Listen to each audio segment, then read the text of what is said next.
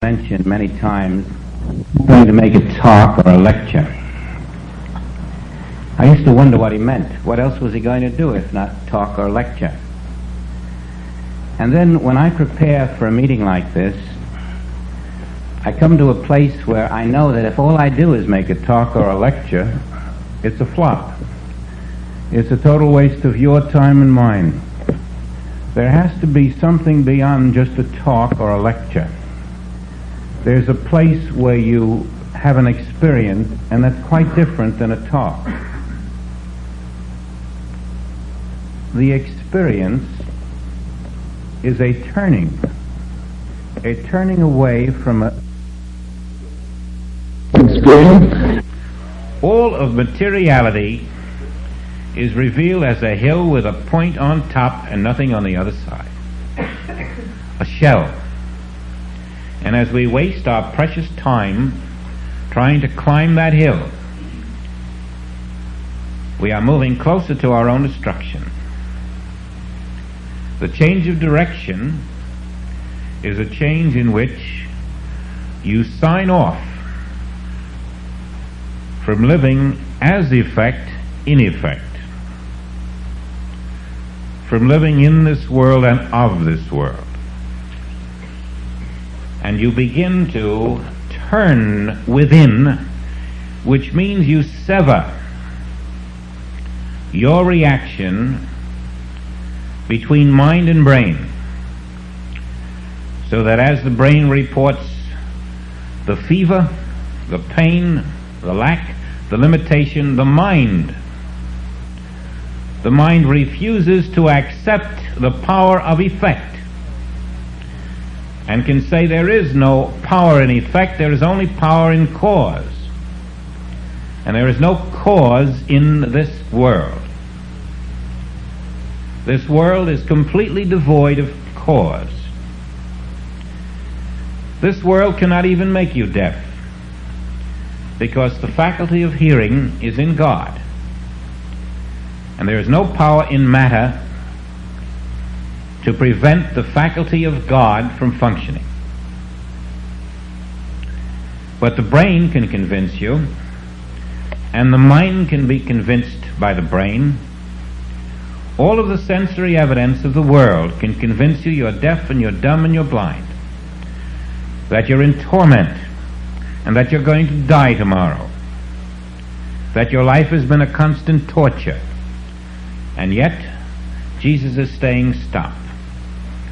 Stop this foolishness. There is no power in effect. Power is in cause. And because God is spirit, cause is spirit. And a spiritual cause can only cause a spiritual effect. All spiritual effect is another word for the divine image and likeness of the Father. Spiritual effect is creation. Cause is spirit, and effect must be spirit. And Jesus is therefore revealing, when he says to go within, that there is only a spiritual universe, and as long as we live in the brain, the mind will live in its reaction to that which has no existence in God. Now this covers all of us fairly well. No matter how high we may think we are still living in that brain reaction to this world and the mind's reaction to the brain, and then we're trying to do something about the evidence that it dredges up out of this world. And this constitutes our lives. But it can come to us that the within is all there is. And the within is disconnected from the activity of the incoming brain. The within is cause itself. And how can you possibly be connected to cause, which is spirit, and which is perfection itself, and not have that perfection of cause functioning as the perfection of that which is effect? Now we're moving from the inner outward. We're making our turn. We're listening for the still small voice within. We are refusing to honor the outer world. We are saying there is only within. There is no outside. The within is the only reality. The within is cause. And the within causes spiritual effect, and that is my name.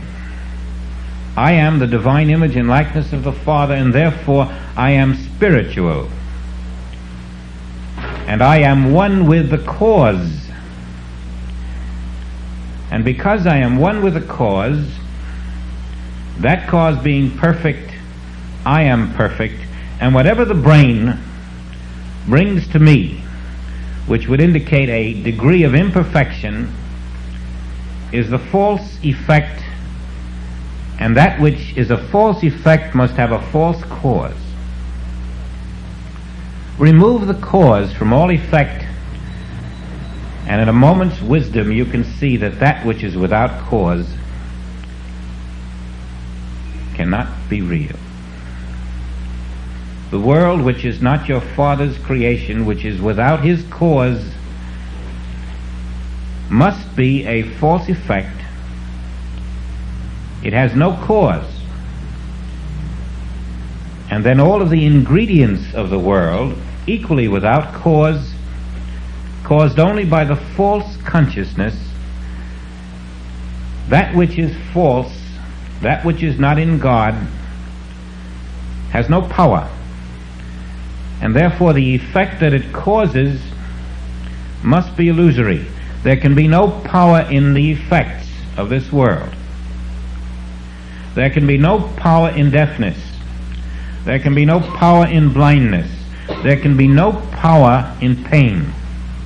There can be no power in lack or limitation, because these, if they were real, would be controlling the power of vision of the Father, the power of hearing of the Father.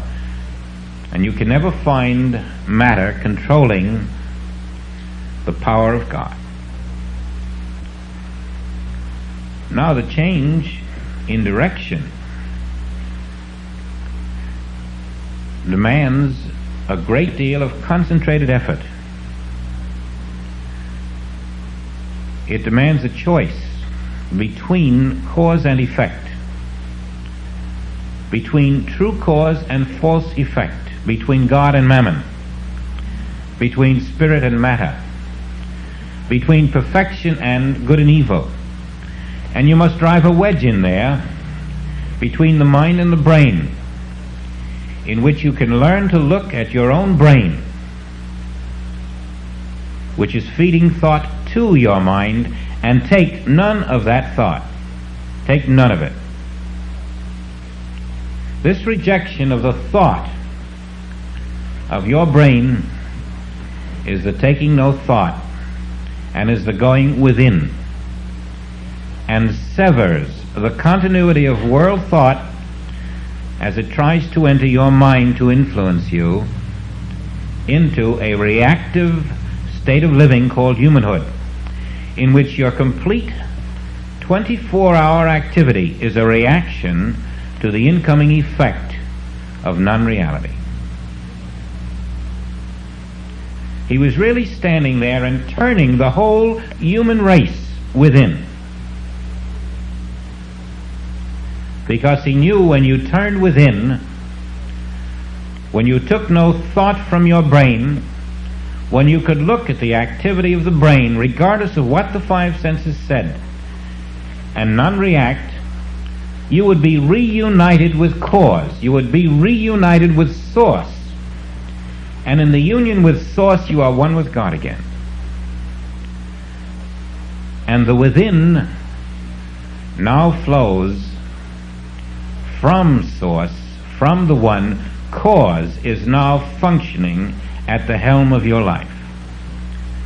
We have not been functioning with cause as the prime mover. We have been in a state of chain reaction from one effect to the next. Even our own response to effect was effect. For that brain that 3-ounce tempter was not created by God.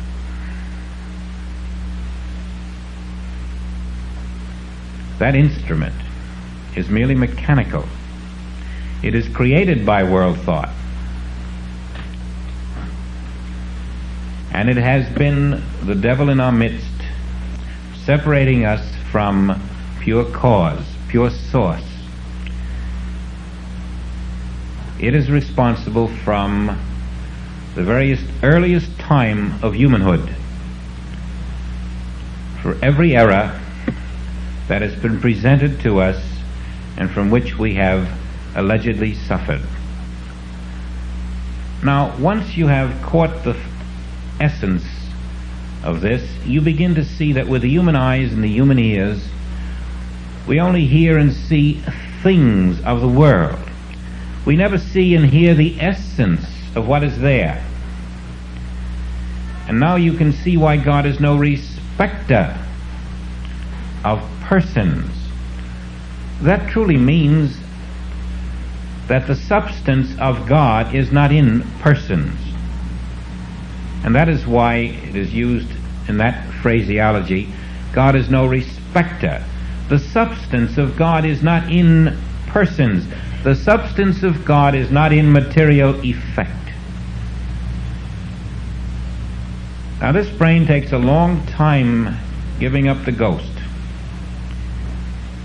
But do you see that as the within reunites you with source, I in the midst of thee am mighty, I in the midst of thee go before thee. Now the perfect cause in you moves through you as the will of the Father, perfecting itself in you. The Word is made flesh instead of the effects of the world. Now that little brain is no longer influenced by the outer. Now the within is turning the tide. How different it is to see the fullness of his message than to think that he came to heal a deaf man, or that he came to make an arm straight or a leg straight.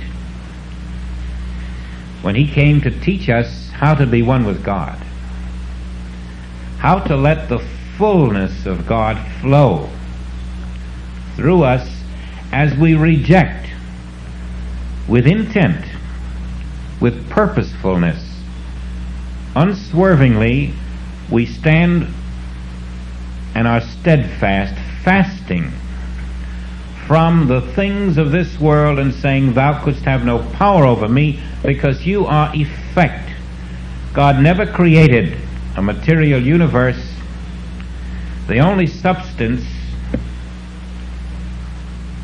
is the substance of spirit. And if God is no respecter of persons, neither am I.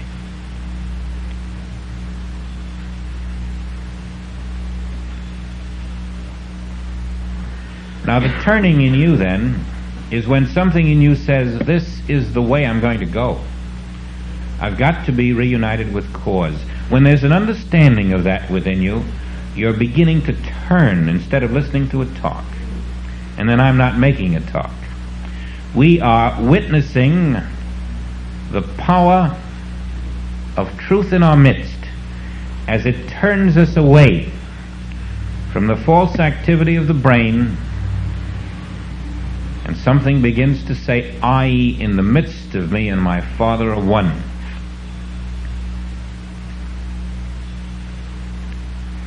Now that little healing of the deaf man, the mute, is in Mark 7, begins in the 31st verse, and it's just 4 or 5 verses. It is very important that we reread that again to ourselves many times to get the feeling of it, and then to begin to evolve your principles from it and learn that what he's teaching the deaf man there is that God didn't make a human ear. God didn't make a human eye. God didn't make a human heart. God is one. And therefore, the only ear you have must be the ear of God. The only heart you have must be the heart of God. The only body you have must be the body of God. The only mind you have must be the mind of God. And as long as you're living in the outer, through the brain, you're not being one with the cause of your very existence. You're pushing a car up a hill, and you're not going to get anywhere. Now this is to take the entire human race, which is evolving Darwinian style, and to turn it. This is to take Darwinian man and say you're moving in the wrong direction. Your direction this way can only lead to destruction. You cannot continue to move in time and in space. And that is the way the brain will lead you. You cannot continue to move in time and space, and the brain can take you in no other way. And then he lifts us further. He might have said to this man, right now, at this moment, the time is now, is it not? And so right here in this room for us, the time is now. Now, regardless of what time it is, anywhere on this earth, if the time is 2 hours different, or 3, or 24 hours different, or 10, wherever there's a person, to him the time is now. Everywhere, for the person who is there, the time is always now. So for every person on earth at this moment, the time is now. Even if their time is different than our time, their time is now for them.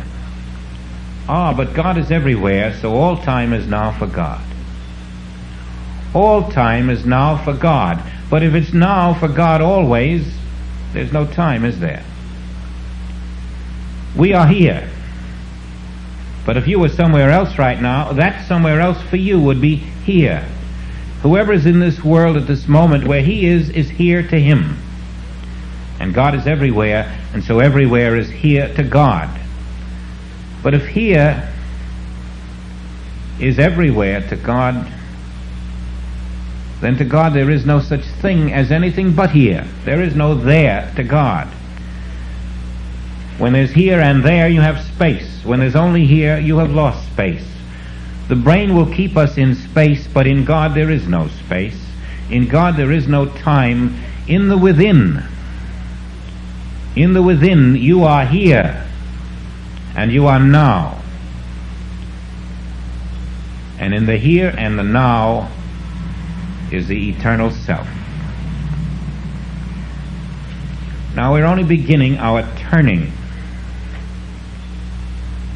And this turning now is the ability to face this brain, this human mind, and to coolly survey everything it says to you,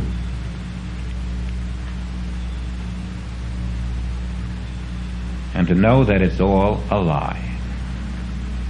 All of it, the good and the bad. It is all a lie. It is all effect. It is all about the world. But we're not interested in the world. We're first interested in the kingdom. And then we'll let the kingdom change that world.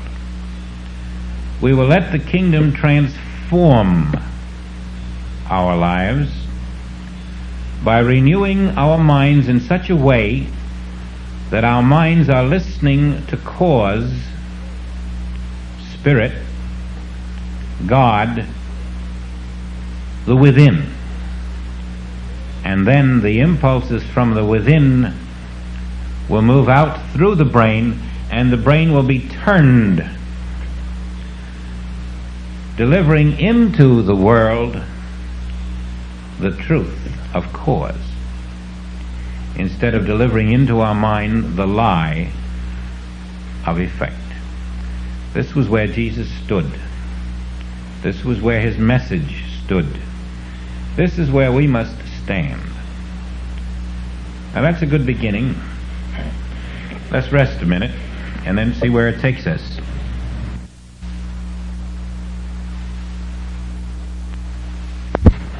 Suppose we close our eyes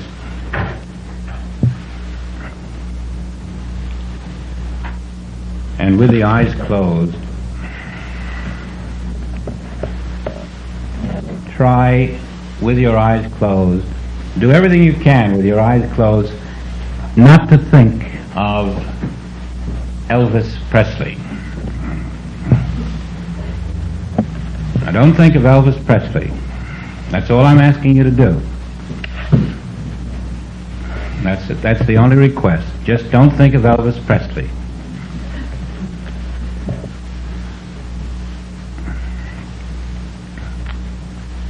Now really try it. Try not to think of Elvis Presley.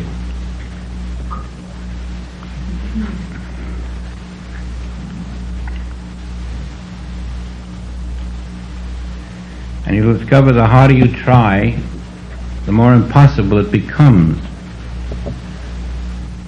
It's the very fact that you're trying not to think of Elvis Presley that makes it impossible. Or maybe you think you can do it. We'll wait another minute.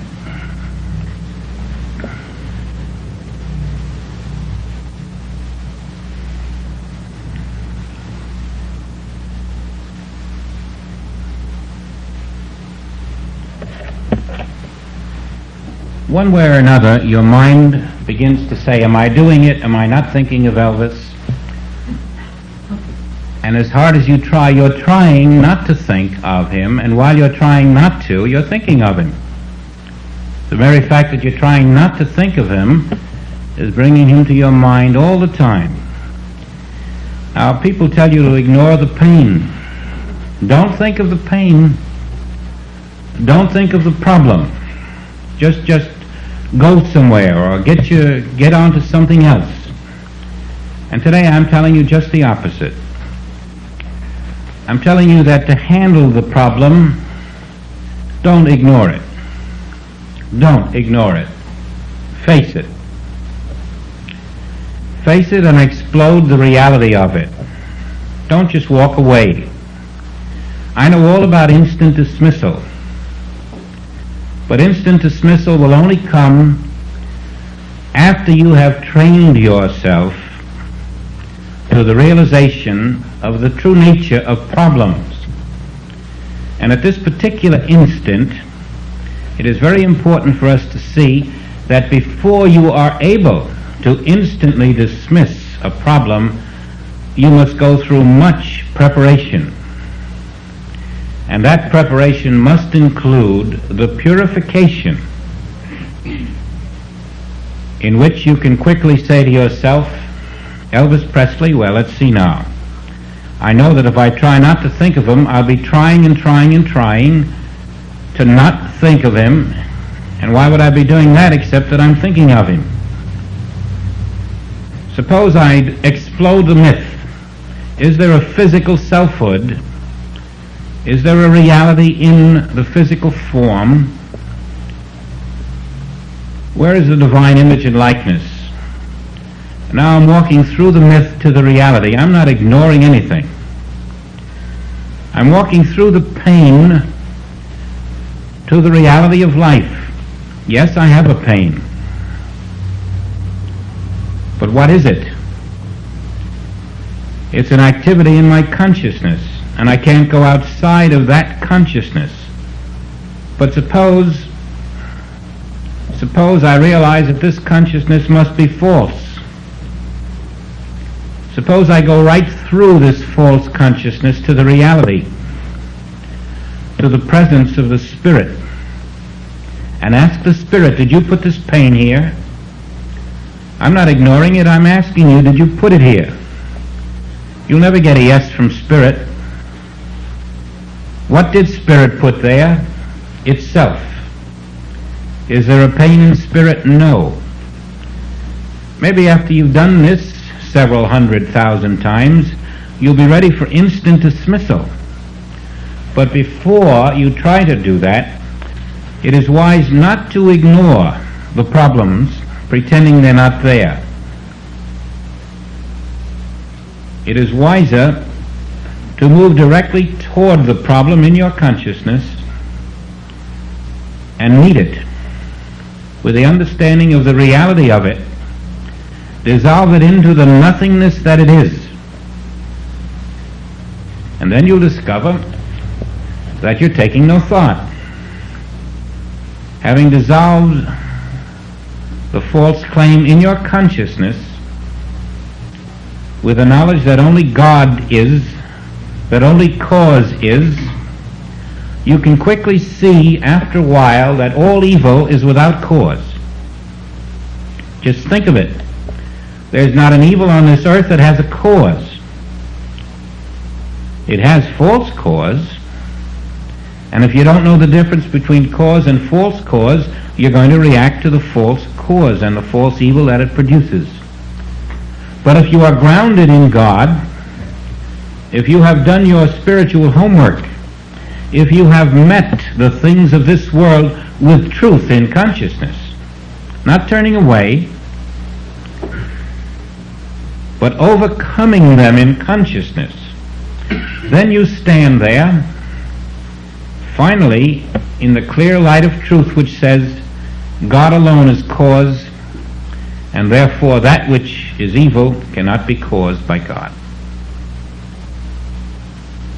It has no cause, and then the entire chain reaction of all of the physical things that you think have happened to you, remove the cause, and what have you got? You've got a very painful illusion. Does that remove the pain? Yes, it does. It does remove the pain. When your truth has deepened through experience, when you have learned that the brain can never bring you truth, there is no truth in a human brain. There is only truth in the consciousness of God. When you learn that all error, even an earthquake, is without cause, something in you responds and enables you to stand and look at that which the world calls an avalanche, a destruction, and to know that this is hypnosis. That which has no cause cannot exist, though it can appear to. And you will find you can face your problems of every nature with the knowledge that there are no problems in God, there are no problems in the perfect cause, and there is no other. There is one cause. John made that clear. All things were made by him. Without him nothing was made that was made. You know, he didn't make avalanches and earthquakes and floods to kill his children. You know, he didn't make a material creation, and therefore the material creation not made by the Father was not made by the only cause. What made it? This little brain ticking away made it. This little 3 ounces of carbon and phosphorus and water, it made this world. Your little 3 ounces and the next ones are all a product of an invisible, non-existent world brain. And now we're seeing very clearly that we can stand on the truth, because the truth reveals there is neither cause nor law nor continuity in that which the world has labeled its problems. And this is how you will free yourself of your problems. You won't be standing and looking at them and wondering what to do, and you won't be hiding away from them and giving them a reality by trying to ignore them. You will know that cause alone, being God, can only produce that which is perfect, and therefore you are surrounded in perfection invisible. You must get to yourself now, this you. The pain you're feeling is felt where? In that 3 ounce of brain. But God is too pure to behold iniquity. How come your brain is beholding it? because you have learned to live in your brain. You were born into this consciousness.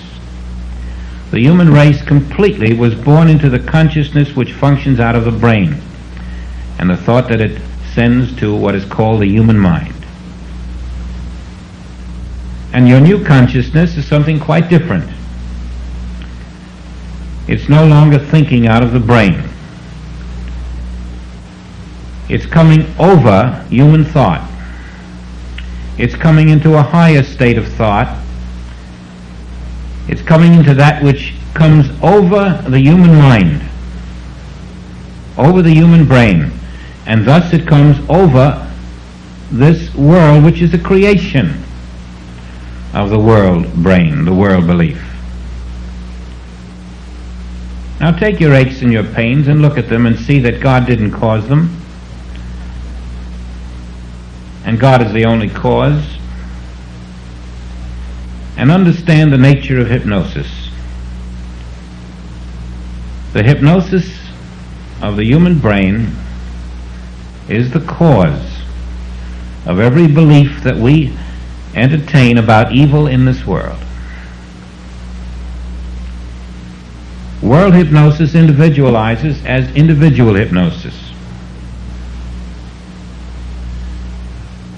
presenting to us that which has no cause. And as we respond to this causeless entity, we are hypnotized.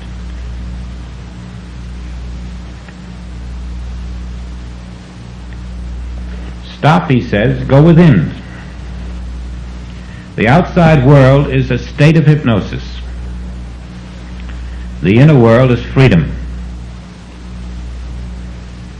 Now then, it's silly, in light of what he's telling us, to seek our true freedom by trying to control the forces of this world, by trying to meet them, by trying to dodge them, by trying to ignore them, by trying to, in some way,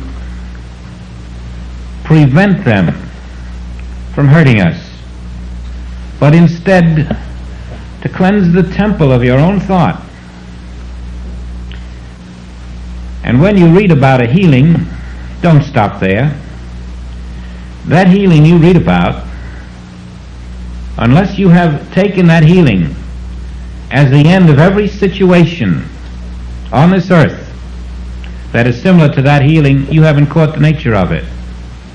One healing of a cripple is the statement to you that there is no such thing, and that every form which suffers of this is under its own hypnosis. When you hear about a blind man being healed, this is the teaching to you that there is no such thing on the earth. And this must become your consciousness. You cannot go from brain activity to the within without a change. And when you change directions, when you go within, you must leave the brain. When you're not going north but are going south, you're not going in the other direction at the same time. You can't go south and north simultaneously. You can't go within and still be in the brain. You can't serve these two masters. It's impossible. And so you must depart from that brain activity if you want to depart from the problem which the world presents. And so all of your reading is useless. Do you see that now? It's useless unless you use it for the purpose of being convinced that you must depart from this activity of the brain.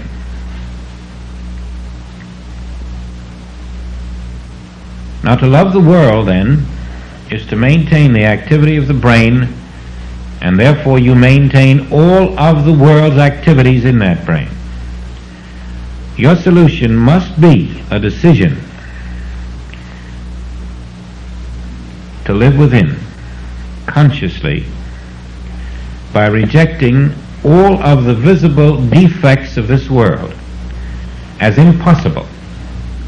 And so every healing in the Bible is a whitewashing in your consciousness of the belief that these exist. There must never be in your consciousness the belief in deafness, ever. You must see it as a world effect, coming forth as a state of hypnosis universally, and then individualized in those people who show forth that particular state of hypnosis. You must see blindness as non-existent in your consciousness. You must see crippling as non-existent in your consciousness. You must see that God alone is cause. And this means that every time you read of a healing or hear of one, from that moment on forever, never again in your consciousness must such a condition be considered possible. God being the only cause, there are no conditions in God of any nature. God is totally unconditioned. Now then, unless there is this change in your consciousness, unless you have come to the within and reunited with Source, that Source cannot translate itself into your outer experience. We're not going to get water through the hose unless it's connected to the tap. We must be one with our Source, and that can only be within. And then, as you're connected within, the yoke of the Father is easy. Your job is to connect within. The Father's job is to show you there is no pain, there is no cripple, there is no deaf man, there is no blind man. Your job is to let the Father show you, but the Father cannot show you if you are not connected to the Father.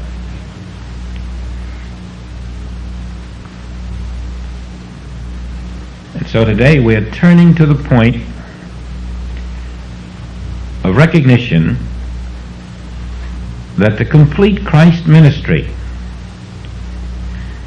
is to change the direction of the human race from one which is evolving physically and mentally to one which abandons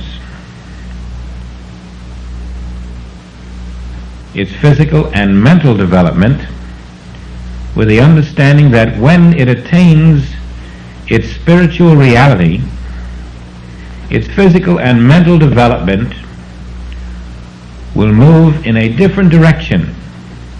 Even that brain will then change with this new spiritual impulse from within.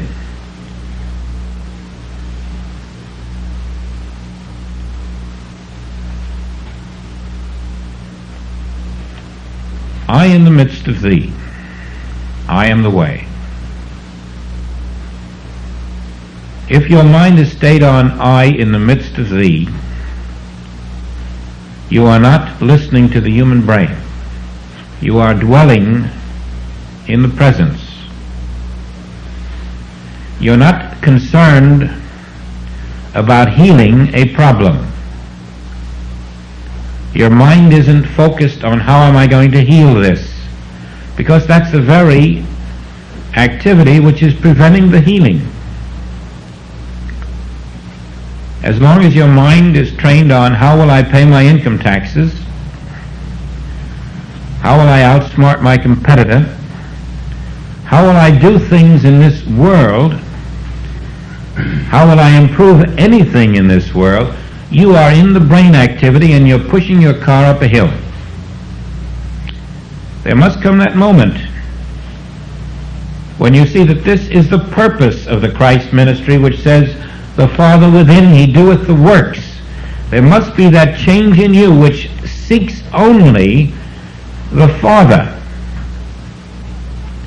And then you will recognize that every ill in your life is there because you hadn't completely abandoned the idea of trying to live in two places. You wanted a bit of the Father, but you wanted a bit of the world. And you cannot go north and south simultaneously. You can try to, or think you can, but it's you who suffers.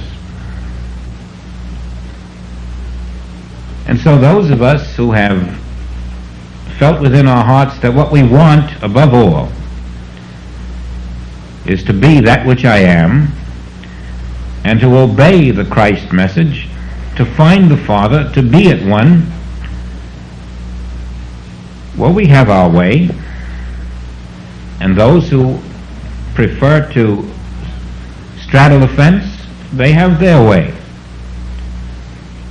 What I am concerned with at this moment is that every student in this class know the difference between the way and the imitation way, the difference between the narrow gate and the wide gate, the difference between healing yourself of something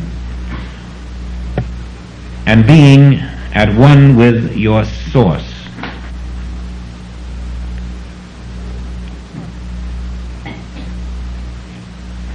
Now, we probably can say that in the main most of us are aware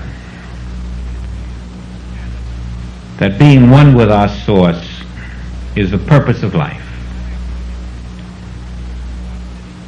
And there's no point in delaying it.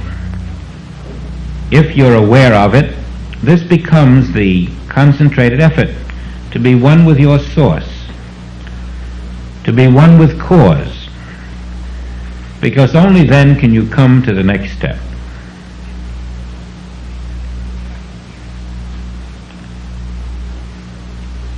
And that is when you know that I am not effect.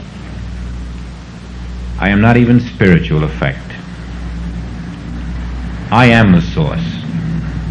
I am the cause. I am the one. And until you can come to this point of knowing that I am the way, I am the source, I am the cause, I am the one, I am the light, you're always going to cast a shadow, and that shadow is going to claim it's you. It's always going to have an ache in another place. You must be one with cause until cause swallows up the false identity. And the shadow self is swallowed up in cause and proclaims I am the cause.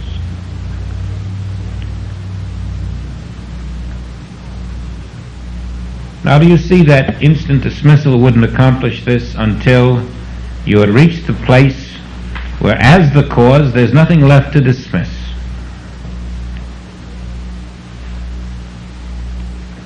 Now, I know that as you practice the withinness, your brain will put up a fight.